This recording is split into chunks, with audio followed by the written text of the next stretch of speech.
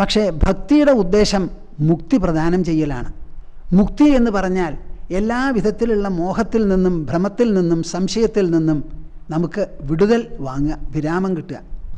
ഉപനിഷത്ത് വളരെ വ്യക്തമായി പ്രതിപാദിക്കുന്നുണ്ട് മുക്തി എന്താണെന്ന്. എന്താണ് പ്രതിപാദനം?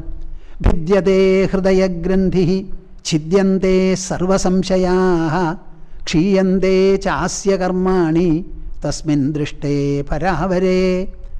ഭിദ്യതേ ഹൃദയഗ്രന്ഥി, എല്ലാവരുടെ ഹൃദയത്തിലും ഒരു ഗ്രന്ഥി ഉണ്ട്. എന്താണ് ആ ഗ്രന്ഥി? ആ ഗ്രന്ഥിയാണ് നമ്മളിൽ ഞാൻ എന്നുള്ളൊരു തോന്നൽ ഉണ്ടാക്കുന്നത്.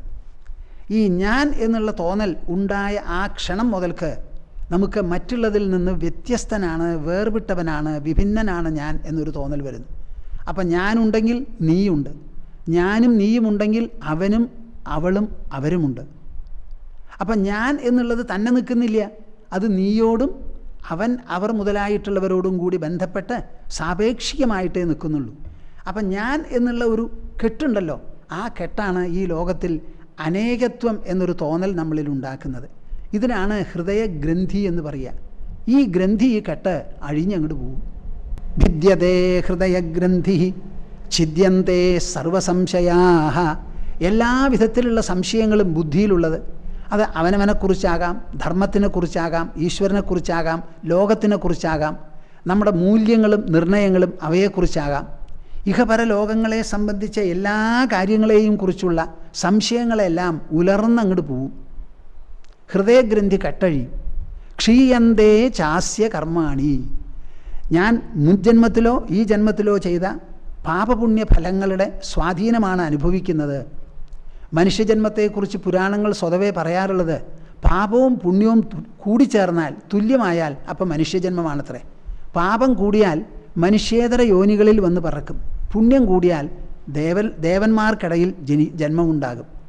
അപ്പോൾ പാപപുണ്യങ്ങൾ ഈക്വലാവുമ്പോൾ, തുല്യമാവുമ്പോഴാണ് മനുഷ്യജന്മം. ഞാനിത് എന്തിനാ പറഞ്ഞത്? പാപവും പുണ്യവും ഇത് രണ്ടിൻ്റെയും ഫലം അനുഭവിക്കാത്ത ഒരു വ്യക്തിയെയും കാണില്ല. നിങ്ങൾക്ക് ധാരാളം പണമുണ്ട്, സമ്പത്തുണ്ട്, ആരോഗ്യമുണ്ടെന്ന് വെച്ചോളൂ, അപ്പോഴും പാപപുണ്യഫലമില്ലാതെ ആവാൻ പോണില്ല. പുണ്യത്തിൻ്റെ അനുഗ്രഹം കൊണ്ട് കിട്ടുന്ന ആനുകൂല്യങ്ങളെപ്പോലെ പാപത്തിൻ്റെ നിഗ്രഹം കൊണ്ട് കിട്ടുന്ന പ്രാതികൂല്യങ്ങളും ഉണ്ടാകും. ഇത് രണ്ടും ഒഴിവാക്കാൻ മനുഷ്യജന്മത്തിൽ സാധിക്കില്ല. അപ്പോൾ എല്ലാവർക്കും ഒരു കർമ്മബന്ധം എന്നൊരു ബന്ധനമുണ്ട്. ആ ബന്ധം പരിപൂർണമായി ക്ഷയിച്ചു പോകുമത്രേ. ഇത് മൂന്നും ഇല്ലാതെ ആയാൽ അതാണ് മനസ്സിൻ്റെയും ബുദ്ധിയുടെയും മുക്തി എന്ന് പറയുന്ന നില. വാസ്തവത്തിൽ അത് ജീവിച്ചിരിക്കുമ്പോൾ തന്നെ അനുഭവിക്കേണ്ടതാണ്. ജീവൻ മുക്തി എന്നാണ് അതിന് പേര്. മരണാനന്തരം കിട്ടുന്ന ഒരു ലാഭമോ ഇനി മാതൃയോനിയിൽ പ്രവേശിക്കാതെ ഇരിക്കേണ്ട ഒരു നേട്ടമോ അല്ലാതെ ജീവിച്ചിരിക്കുമ്പോൾ തന്നെ കിട്ടേണ്ടതാണ്. അങ്ങനെ ഒരു മുക്തി ശ്രോതാക്കൾക്കും പ്രേക്ഷകർക്കും പകർന്നു കൊടുക്കണം എന്നതാണ് ഭാഗവതത്തിൻ്റെ ഉദ്ദേശം. അത് മനസ്സിൽ വെച്ചുകൊണ്ട് ഭാഗവതകാരൻ എന്താ ചെയ്യുന്നത്? 3 കാര്യങ്ങൾ തുടർച്ചയായിട്ട് ചർച്ച ചെയ്യുന്നു ശ്രീമദ് ഭാഗവതത്തിൽ. ഏതാ 3 കാര്യങ്ങൾ?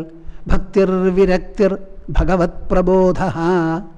ഒരു ഭാഗത്ത് പരമകല്യാണ നിധിയായിരിക്കുന്ന ഭഗവാനോട് നമുക്ക് തോന്നുന്ന സ്നേഹമോ ആദരവോ കൂറോ അടുപ്പമോ വിനയമോ എന്തെങ്കിലും ഒന്ന്, എന്ത് ഭാവം ഭഗവാനോട് തോന്നിയാലും അത് ഭക്തിയായി. വാസ്തവത്തിൽ സ്നേഹം വേണമെന്നില്ല, ഭഗവാനെ വെറുക്കാം, ഭഗവാനോടുകൂടി മത്സരിക്കാം, കംസനെ പോലെ ശിശുപാലനെ പോലെ, അതൊക്കെ ദൃഷ്ടാന്തങ്ങളാണ്. ഭഗവത് വിചാരം നമ്മുടെ മനസ്സിൽ വേണം. ആ വിചാരത്തിൻ്റെ രൂപം എന്തായാലും വിരോധമില്ല. ഭാഗവതം സ്വാതന്ത്ര്യം കൊടുക്കണം. അപ്പോൾ ഭഗവാനോട് തോന്നുന്ന ഒരു ഭാവമാണ് ഭക്തി എന്ന് പറയുന്നത്. ഈ ഭക്തി എവിടെയാണ് മുളയ്ക്കുന്നത്, അങ്കുരിക്കുന്നത്? മനുഷ്യൻ്റെ മനസ്സിൽ. അപ്പോൾ ഞാൻ എപ്പോഴും പറയും, ഭക്തി എന്ന് പറയുന്നത് മനുഷ്യൻ്റെ മനസ്സിലെ ഭാവമാണെന്ന്. ഭഗവാന്റെ മനസ്സിൽ തോന്നുന്നതല്ല ഭക്തി, നമ്മുടെ മനസ്സിൽ തോന്നുന്നതാണ്. അപ്പോൾ ഈ ഭക്തി ജനിക്കേണ്ടത് നമ്മുടെ മനസ്സിൽ, ജനിപ്പിക്കേണ്ടത് അവിടെ. ആ ജനിച്ച ഭക്തിയെ വളർത്തേണ്ടതോ അതും നാം തന്നെയാണ്. അങ്ങനെ വളർത്തി അതിന് പുഷ്പവും ഫലവും ഉണ്ടാകണമെങ്കിൽ അതിനൊരു പ്രോസസ്സ്, ഒരു പ്രക്രിയ വേണം. ആ പ്രക്രിയ ശ്രീമദ് ഭാഗവതം അസലായിട്ട് പ്രദാനം ചെയ്യുന്നു.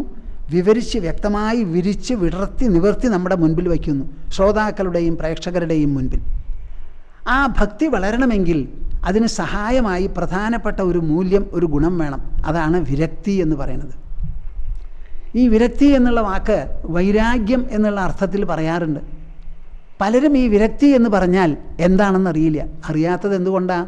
ആലോചിക്കാത്ത വസ്തുക്കളെല്ലാം തന്നെ നശിക്കുന്നതാണ്. നമ്മുടെ ശരീരവും നശിക്കുന്നതാണ്.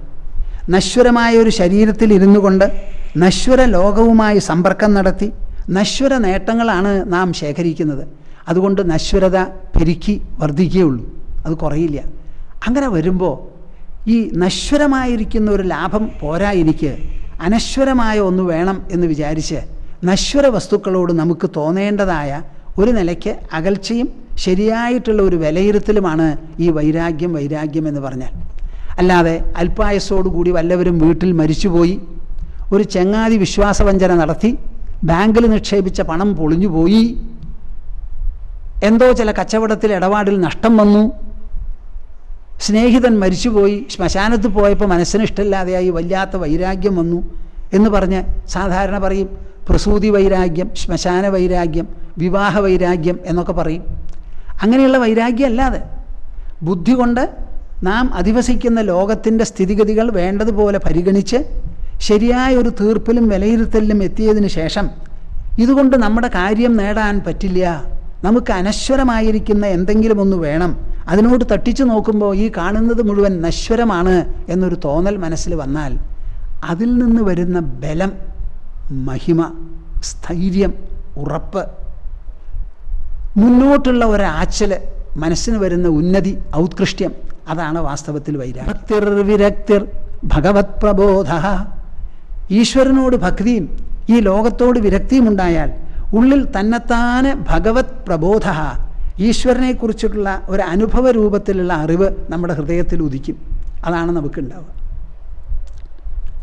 ഈ മൂന്നും ചേർന്ന് പോകുന്നതാണ്. ഭാഗവതത്തിൻ്റെ ഭാഷയിൽ ഏകാദശ സ്കന്ധത്തിൽ മുക്തിസ്കന്ധത്തിൽ പറയുന്നു, തുഷ്ടിഹി പുഷ്ടിഹി ക്ഷുതപായോനുഘാസം. വിശക്കുന്നവൻ ഊണ് കഴിക്കുമ്പോൾ ഒരേ ഉരുള കഴിക്കുമ്പോഴും 3 വിധ നേട്ടങ്ങളാണ് ആ ആൾക്കുണ്ടാവുന്നവൻ, വിശക്കുന്നവനുണ്ടാകുന്നത്. തുഷ്ടിഹി, സ്വാദുള്ള ഭക്ഷണം കഴിക്കുമ്പോൾ മനസ്സിനൊരു സന്തോഷം. പുഷ്ടിഹി, ശരീരത്തിന് പോഷകം. ക്ഷുതപായ, വിശപ്പ് അടങ്ങുന്നു. ഈ 3 കൂട്ടം അന്യത്ര ചൈഷ തൃക ഏകകാല, ഒരേ സമയത്തുണ്ടാവുന്നു അത്രേ. അതും അതിൽ ശ്രീമദ് ഭാഗവതം വായിക്കുമ്പോൾ, കേൾക്കുമ്പോൾ, അത് ഗ്രഹിച്ച് അത് മനനം ചെയ്യുമ്പോൾ നമ്മുടെ മനസ്സിന് 3 വിധത്തിലുള്ള നേട്ടങ്ങളാണ്. അത് ഭഗവാനോട് ഭക്തി, നശ്വരമായിരിക്കുന്ന ലോകത്തോട് വിരക്തി, ഇത് രണ്ടും കൂടി ചേർന്ന് അദൃശ്യവും അവ്യക്തവുമായി കിടക്കുന്ന ഈശ്വരൻ നമുക്ക് അനുഭവത്തിൽ ഉണ്ടാവണു, ഭഗവത് പ്രബോധം. ഇത് 3ഉം ജനിപ്പിക്കാനാണ് ഈ ശ്രീമദ് ഭാഗവതം ആദ്യന്തം പരിശ്രമിക്കുന്നത്, അതിൻ്റെ ഓരോ അധ്യായവും.